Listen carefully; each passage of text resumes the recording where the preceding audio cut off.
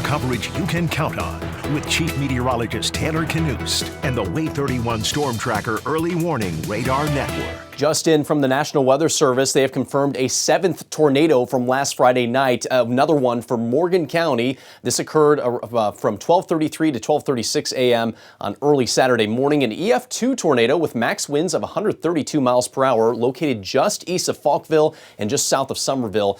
So primarily rural parts of Morgan County, but still a fairly intense tornado. Again, the 7th tornado confirmed from last Friday night. And unfortunately, we may be looking at somewhat of a repeat event tomorrow night. Today, the calm before the storm, clear skies, beautiful Thursday afternoon out there. Current temperatures in the 70s. Decatur, the warm spot at 79. We're at 74 in Huntsville, currently 73 in Scottsboro and 71 in Fort Payne. It will not be nearly as cold tonight as the past several nights. Temperatures only dropping to the mid and upper 50s overnight, so a fairly pleasant evening heading our way, and no threat for rain this evening either. At this hour on the Way 31 Storm Tracker Early Warning Radar Network, we are all clear, and we're going to stay that way until later tonight when we could see a few showers begin to pop up. I'm going to walk you through the next couple of days here on Future Radar and show you what is coming our way.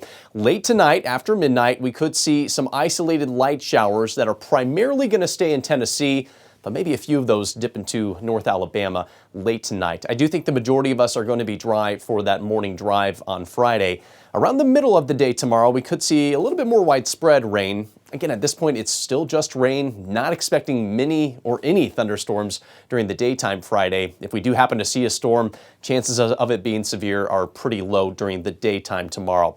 By dinner time, again, kind of a break from the rain, but we're just getting ready for what is to come on Friday night, and that is going to be some intense thunderstorms. I'll pause it at 11 p.m. That is when we should start to see storms move into parts of southern Middle Tennessee and perhaps around the Shoals. Anytime after 10 p.m., I think is fair game for us in northwest Alabama. Eventually, cluster of storms will be moving toward north central Alabama.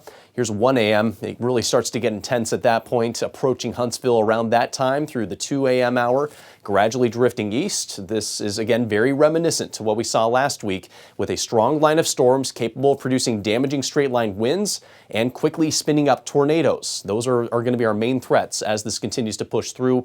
I think shortly after 4 a.m. is when that should wrap up, so we'll likely be drying out by the time most of us wake up on Saturday morning. Here's our region-by-region forecast. Anytime between 10 p.m. and 3 a.m., severe weather will be possible in the Shoals, and I think damaging straight-line winds up to 75 miles per hour will be possible. We just saw that last week in Florence, and the ingredients are nearly identical with this bout of storms, so I think that is going to be a possibility. For north central Alabama, they probably max at 70 miles per hour, certainly enough to cause damage as well. Tornadoes possible as well. That threat will be dropping to some extent as we move to Sand Mountain, but still at least a lower end severe threat for you folks out there.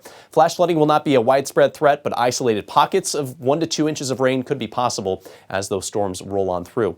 After a quiet weekend with plenty of sun and highs in the low to mid 70s, maybe dropping to the upper 60s Sunday, we are back at it with a stormy pattern as we head toward next week.